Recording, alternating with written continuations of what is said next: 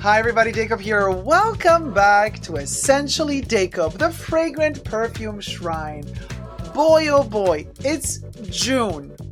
And so we have come to my top 5 perfumes for the month of June, but not just that. June is also my birthday month, so it's a very, very special time for me. I get kind of nostalgic during my birthday month. It's like all that little sad, also happy, euphoria, more sadness. I'm all over the place in June. So the perfumes are also all over the place. But so top 5 perfumes for the month of June and birthday month at the same time is kind of bombastic. Subscribe to my channel if you haven't already here on the tubes. You can also join me on Patreon, superdacob, all spelled together for extra perks. Thank you to my patrons who have already pledged. This video is being filmed live in front of a live virtual audience. I live stream every Saturday on my main superdacob channel. Go subscribe to me over there. You can also become a member of the superdacob channel for extra perks.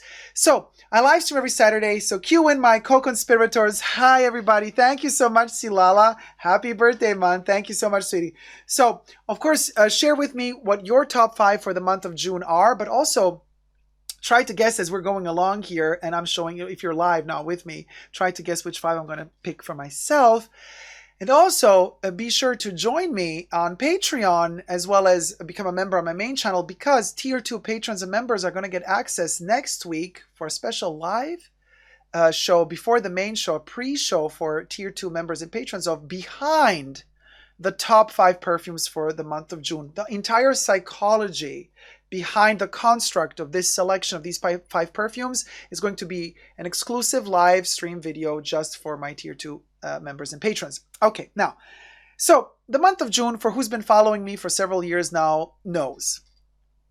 You know me. If you know me, you know me. You know, I always do these videos. I love making my selections of the top 5 perfumes. Usually, you're going to see me do, like, because I love my Chanel perfumes, usually you're going to see me go all out in June. It's all Chanel. All 5 perfumes are Chanel. Well, is it going to be like that this time around? Well, I can tell you this. Thank you, Decat. Thank you. Thank you, Holy Grace. Thank you, everybody. So, now, obviously, for those of you who know me, a must-have for me in June, so predictable, but it just smells the best for me in June. That is Cuir de Russie in the eau de toilette form, but also in the pure perfume form. I've been kind of playing with and dabbling with the eau de parfum as well. I'm getting more used to it, even though I still prefer the eau de toilette. But anyway, this is the eau de toilette. Keeps kind of coming in and out of focus because it sees my eyes, doesn't it? So this is the eau de toilette, and it is my June baby. It's a must every June. My mom bought this bottle for me many, many years ago for my birthday when the eau de toilettes were still available. So it's a very special bottle. I have stocked up on the eau de toilette. I do have a couple of bottles stashed away because they don't do the eau de toilette anymore. But you know what? Oh no, I was going to spray it on my... I can't. I have here a 255 necklace. You can't put alcohol on that. Thank God I stopped myself in time. But okay. Oh my gosh. It smells of June. You know when you have like a psychological connection to a fragrance, it's like this for me is June. Cuir de Russie is just brings back hope, memories, a feeling of accomplishment. I don't know. I guess one of the last summers that I've seen my father alive as well was when he was helping me build up something in a new apartment I was in, and he helped me build a bed, and I was wearing this perfume the whole time, and it was happening in summer, and the trees were blossoming, blooming, the chlorophyll was at its peak, everything was green. There was just something so beautiful about this entire family reuniting and building something together, and that the smell of that is Cuir de Russie for me. And the time of year was summer, late spring, early summer. Well, like right now, you know. So and that's why Cuir de Russie for me always has an emotional family type of vibe going on every June. And plus, this bottle was bought by my mom for my birthday, so it's a whole thing. So Cuir de Russie, more than being that suffragette movement, liberation, blah, blah, blah, that whole thing from the 20s that was going on with this perfume. I don't have any of that in my vision of this. It's a beautiful, dusty, leathery rose fragrance. It's beautiful, just beautiful, with a bomb aldehyde moment at the top. Cuir de Russie is just wonderful, and it ages really well. I have another bottle of this that I got a little bit older, also the toilette, that has really aged because it was a tester that was used in a Chanel counter, and it was always under light, so it turned really red. Like the vanilla in there, there's a bit of vanilla in there as well. It's like ambery red, the color. And that one, the top notes are a bit off, but the dry down, honey, oof, all over the place, but amazing. So anyway, love of my life in June. So that's my number one. Number two, you're going to be shook. You are going to be shook. You will never believe what number two is. June babies are the best. My birthday was yesterday. Marilyn Monroe was born June 1st. Oh, Julie, congratulations. Happy belated birthday, my love. And happy belated birthday to Marilyn as well. Now. Oh my God, it's amazing. Okay. All right. Tina says Coromandelo de Parfum. No. You're going to be shocked. You're going to be shook. You're going to be shook. Now, to commemorate and celebrate the fact that Johnny Depp just won the trial, we got Sauvage Eau de Parfum, mind you. 200 ml. I bought this years ago when it was first released, or shortly after it was released. So it's kind of one of the first batches of Sauvage. I don't think I ever, maybe I did, I can't remember. I don't think I ever chose Sauvage as one of my top 5 for any month, because this is like the douchebag perfume. However, the Eau de Parfum is slightly sweeter. It doesn't have that metallic intensity of the Eau de Toilette, and it doesn't have that weird dry down of the pure parfum. The Eau de Parfum has a really nice warm dry down, kind of warm. But because of Johnny Depp, I've kind of like started doing Sauvage again. Oh my gosh. So, yes. So believe it or not, Sauvage Eau de Parfum, the 200 ml bottle, baby. Ooh, there's something about this perfume though. Ooh, the heat. There's something about this one. You hate to love it. You love to hate it. I love it. It's such a complicated thing. And there's something to be said about the fact of like nailing the masses. Like the masses love this thing. And you might say, well, if the masses love it, then ew, if you're like a perfume snob, you're like, no, if everybody loves it, then I don't love it. But there's a reason why you can't trick people into loving a smell. They either love a smell or they don't. It's different than a clothing trend. If you're into, if you fall victim to trends of clothes and you wear them and the clothes end up wearing you, and that's kind of ridiculous, you look like a clown in them. Sure, an intense perfume like this one can end up wearing you because it's a really, really intense perfume. You got to know how to dose it. But it's different. Like, you can't trick people into liking a smell. If you're in marketing, you can trick people into liking a fashion trend like clothing or shoes. Oof, terrible stuff out there. But you can't really trick people into liking a smell. So they either like how something smells or they don't. You either hit the nerve of the time with a composition or you don't. A happy June birthday, Monty Dacob. Lots of thank you so much, the cat. So sweet of you. Thank you.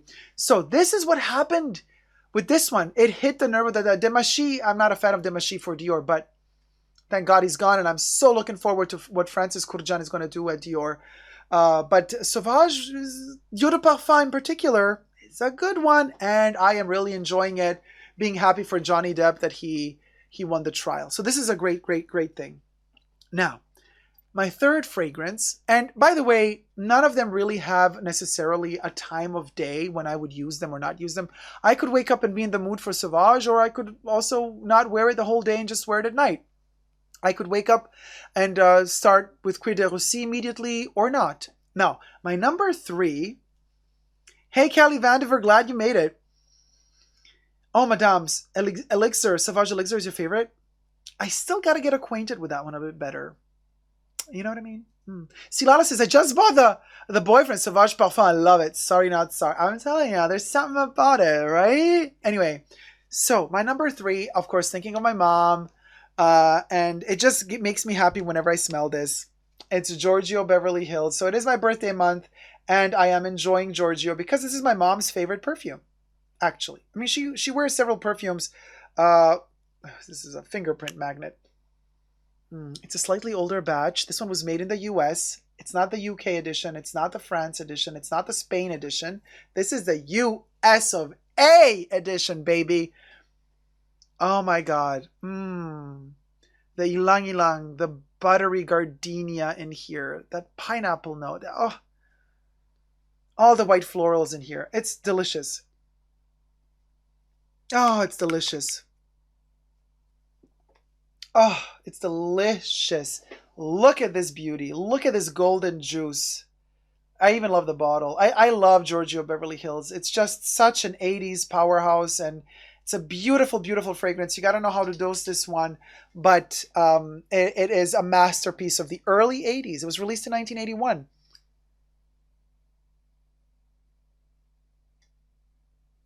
To die for. To die for. So obviously reminds me of my mom, but it also makes me feel like sun, summer, good vibes, positive vibes, beachy vibes, cabriolet vibes. You know, let's go back to the 80s, carefree times. Oh my God, I'm so, so, so craving those times. So this thing is just perfect for my birthday month. It just makes me feel like I can do anything and everything is going to end and be just fine.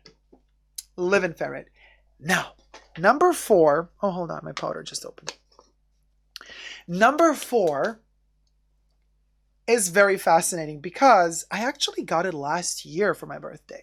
When I reviewed this one, I said, you know, this one is, if Giorgio Beverly Hills had a modern day counterpart, what would it be? And I love showing this in the box. That would be Flor Burlesque by Wilhelm Parfumerie. So I got this one as a present for my last birthday, and I'm living for it. And I'm going to show you the box because I just love the packaging of this one. It's to die for. It's so old school Hollywood perfume. Look at this beauty. Oh, yes, queen. Yes. And then on this, and it's all like velvety soft. And then it has this gorgeous little, look at all of this. It's the decadence of it all. This beautiful bottle. Flor Burlesque by Wilhelm Parfumerie. So this is for me. Oh, I was wearing this the whole day yesterday and the day before yesterday. It is the modern day version of Giorgio Beverly Hills. It has more musks amped in there, a bit more floral, a bit warmer than Giorgio. Giorgio is more cool floral. This one kind of hits the warmer aspects. Oh my gosh. Antonella says, happy birthday, Dacob. Thank you so much, Antonella. It's not my birthday yet, but it's my birthday month. My mom wore Giorgio Beverly Hills, and I still have her beach towels, a gift with purchase from the 80s. Those were amazing. I remember those. Oh my gosh. Do you prefer the stronger scents? May I ask what it smells like? Julie, just check out my review of Flor Burlesque. I have it on my channel, on my Essentially Dacob channel, and you're going to get all the notes and everything and the whole story behind this perfume. There's a lot to say about this one. It is literally, and it has a little magnetic stopper, just like, you know, the Chanel perfumes do or the Dior perfumes do nowadays. This beautiful, beautiful, beautiful fragrance is such a tease. It's such a tease, and it's so long lasting, and it's like a buttery jasmine gardenia type of concoction. The jasmine in here is amazing. It's slightly indolic. Oh, so good. It's amazing. And on the skin, it warms up. You gotta spray just a little bit. Don't do too much of this because it can be a little bit overpowering. You need it to